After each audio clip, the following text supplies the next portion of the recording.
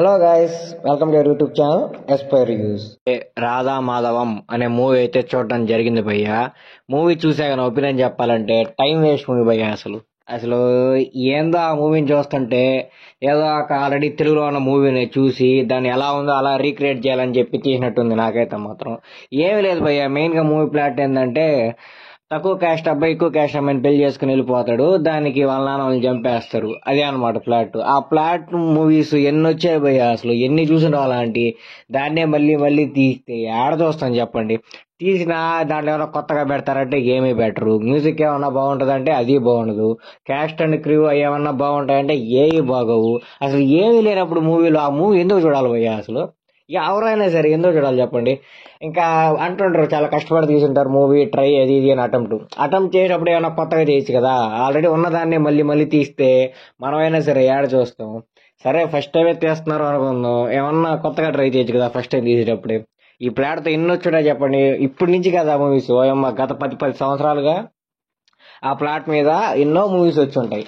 అయినా సరే అవన్నీ ఎన్ని వచ్చినా సరే మళ్ళీ తీయాలంటారు.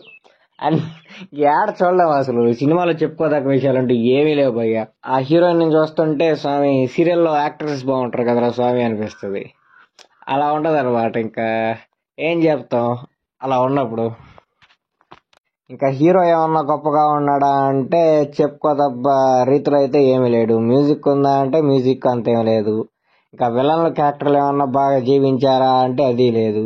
బోర్ కొట్టకుండా సినిమా పోతుందా అంటే అది కాదు. బోర్ కొడుతుంటది కానీ ఏదో చాలా బలవంతంగా మీద కూర్చొని చూడాలరా స్వామి, ఏదో ఒకటి ఉంటుందిరా స్వామి అన్న ఇంట్రెస్ట్ అయితే చూస్తాం.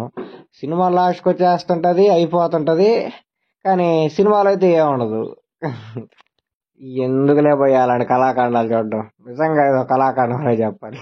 అంటే అది తెలుసు కదా వాళ్ళకు కూడా, డైరెక్టర్స్ కానీ ఎవరు యాక్ట్ చేసే వాళ్ళకు కూడా ఆల్రెడీ ఉన్నాయని, కానీ మళ్ళీ తీసారండి. ఇంకేమనుకోవాలి చెప్పండి వీరే. అయినా మేము చూస్తాం బ్రో, మేము అంత ఖాళీగా ఉన్నాం, మాకు ఏ పని పాట లేదు, మాకు సినిమాలు చూడటమే పని అనుకున్న వాళ్ళు అయితే ధైర్యం చేసి సినిమా చూడొచ్చు. సినిమా చూసి అక్కడ ఎందుకు చూసాం అబ్బా అనే ఫీలింగ్ అయితే మీకు వస్తుంది. కాబట్టి ఖచ్చితంగా మీరైతే మూవీ చూడండి. ఎందుకంటే మీకు ఆ ఫీలింగ్ కావాలి కదా, ఎందుకు చూసాం అబ్బా అనే ఫీలింగ్. కాబట్టి మూవీ చూసే వాళ్ళు ఉంటే చూడండి.